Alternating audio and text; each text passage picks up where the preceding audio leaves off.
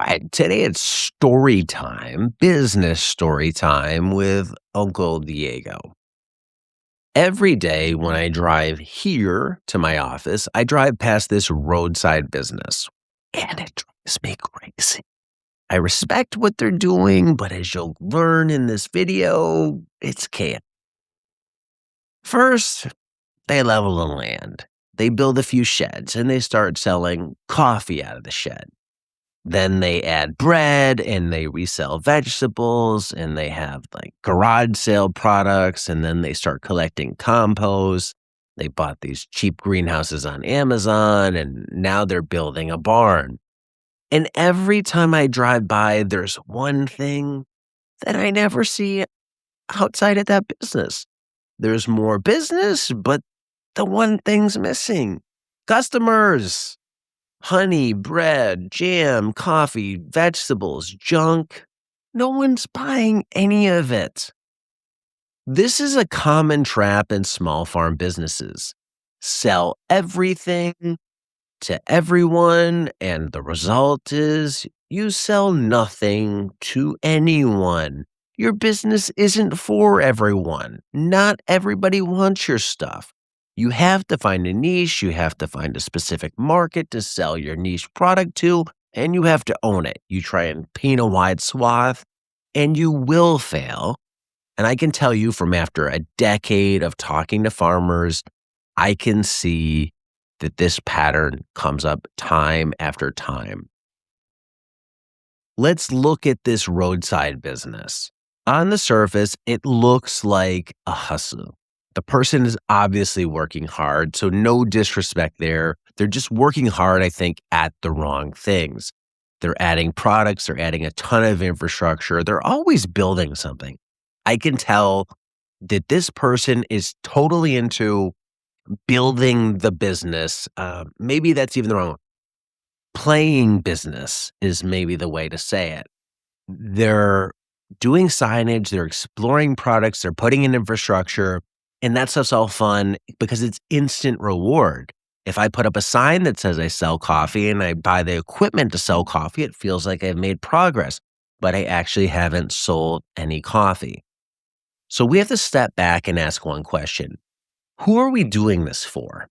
Coffee drinkers, bread lovers, gardeners, bargain hunters? Because if you're selling coffee, bread, compost, or a garage sale, those are totally different customer bases that don't usually overlap.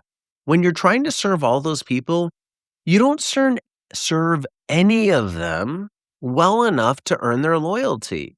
And loyalty is the whole game in business. It's why people go to Starbucks or Dutch Brothers or Swig. Time after time, they'll drive out of their way to go there. It's based on loyalty. So my local friend here, every time they add a new product line, they're not growing their business. I think they feel like it probably is growth, but it's not. They're admitting that maybe an idea didn't work, or they're not totally sure on one thing. They're not totally committed on something. This is not business strategy. This is business spaz. This is business panic attack. Let's do a business breakdown to look at some of this. The math.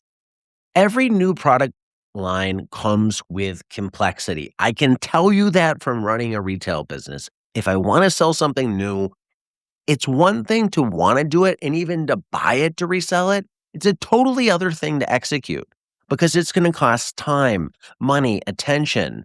And if it doesn't reach the scale needed to be profitable, then you end up subsidizing failing ideas with your energy instead of funding one idea that works. It distracts you from focusing on the real stuff, the move.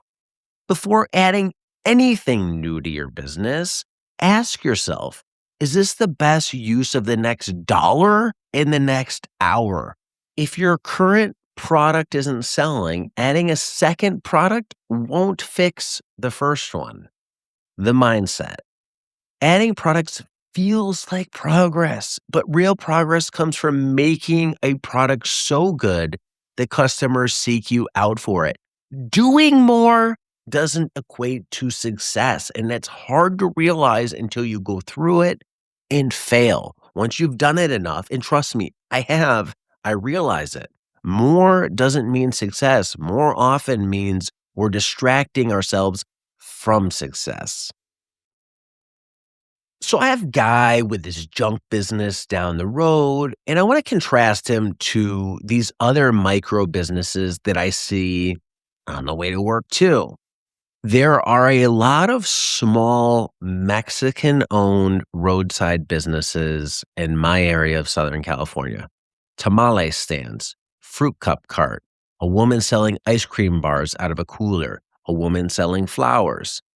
They usually sell one product, maybe two. And from what I can see, they're doing well. They have a community, they have sales, they have a focus. Let's look at why these micro businesses succeed. I think there's three reasons. First, they know exactly who their customer is. They are selling to their community. They're not guessing. They're feeding people who already want tamales. The demand exists before the stand existed. Second, they keep their overhead near zero. No barn, no fancy greenhouses, a cooler, a table, and a sign literally selling out of the back of their truck. Low cost means they're profitable from day one. And trust me, I love these guys and these women. But the signs that are just spray paint on cardboard, you could do a little better there. But hey, it works. The market doesn't care. So it's me overthinking something. The third key, they get really good at one thing. The tamales are amazing. They've clearly made a lot of them and they love them and they focus on just the tamales. The fruit cups, they're fresh, they're cutting the fruit right there on the side of the road. Repeat customers come to these stands because the product is excellent, not because the menu is long. Most people think more product equals more sales. The tamale stand says otherwise. And again, I've seen this in my own experience with my business. Let's do a business breakdown, the math. The roadside operation, the junk business that I've talked about, has sheds, greenhouses, a barn, a parking lot, all this infrastructure, and dozens of product lines. In fact, I couldn't even tell you what they sell because it's so much stuff. The tamale stand has literally a lawn chair, a table, a cooler, and a sign made on an old piece of wood, and they have a recipe that works. Guess which one always has customers stopping? The tamale stand. The move. Figure out what people in your area already want to buy. Then be the best version of that. Don't invent demand. Don't do what you want to do because what you want to do, in a way, doesn't matter. It's what the market wants you to do. Find the demand, don't invent it, meet it. The mindset. Your business exists to solve a customer's problem, not to express every idea that you've had. Find a problem and solve it better than anyone else. In the startup world, they call this product market fit. Build what the market wants, not what you want to build. In farming, I'd call it crop market fit. Grow what your customers will pay premium prices for, not what you feel like growing. To illustrate this lesson, I want to talk about a farmer that I interviewed. Her name is Jen from Sonaterra Farm here in California. She went into a crowded market where other vendors were already established, and her initial instinct was to lead with her story: sustainability, no-till, composting. She talked to customers about how she built her soil, how she doesn't spray anything, and they didn't care. Their eyes would glaze over, they would tune out. And they'd point to her table, though, and they'd say, "What's that? Is that an eggplant? And why is it white?" The irony is the part that she was most excited about as a grower, the soil, was the least important part to her customers. What they wanted was the product, unusual, high quality vegetables that they couldn't find anywhere else. So she pivoted.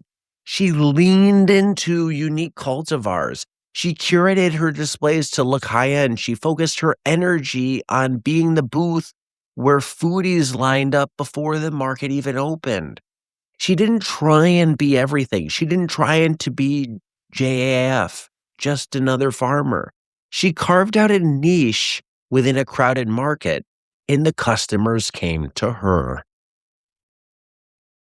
This pattern shows up interview after interview. Karina Bench talked about in her early days when you're throwing things at the wall as a farmer just to see what sticks.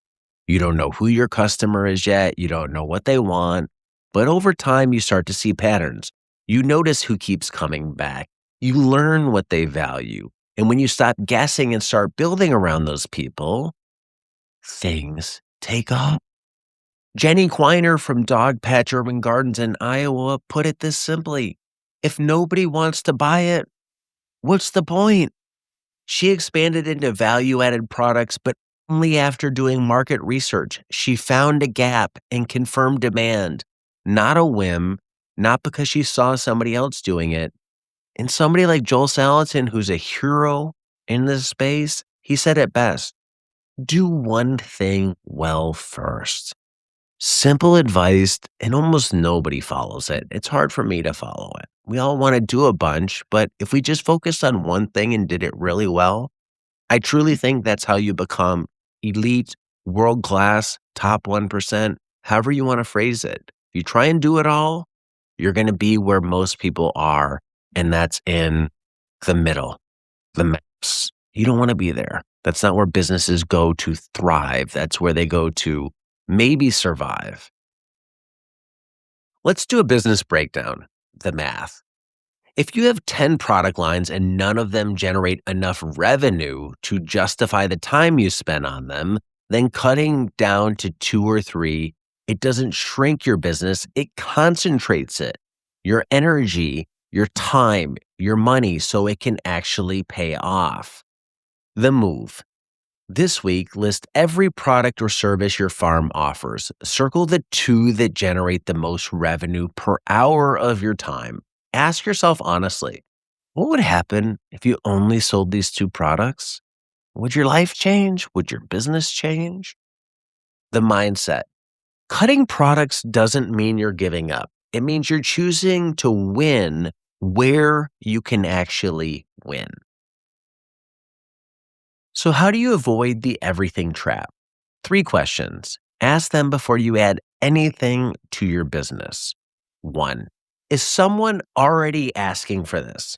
Not, would someone maybe want this? Is someone actively looking for it and willing to pay for it right now? 2, can I be the best at this in my area? Not good enough, not kind of good, great, the best. If you can't be, someone else must already be, or someone else will be. And you're splitting a market that you don't need to enter. 3, does it take energy away from what's already working?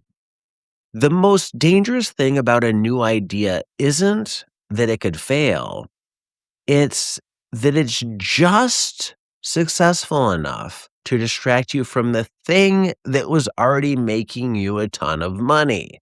The roadside stand that I drive past every day would fail, and it might already be failing if it had asked these 3 questions.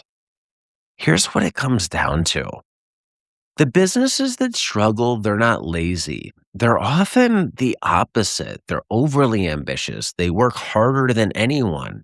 They're just working on too much or the wrong things.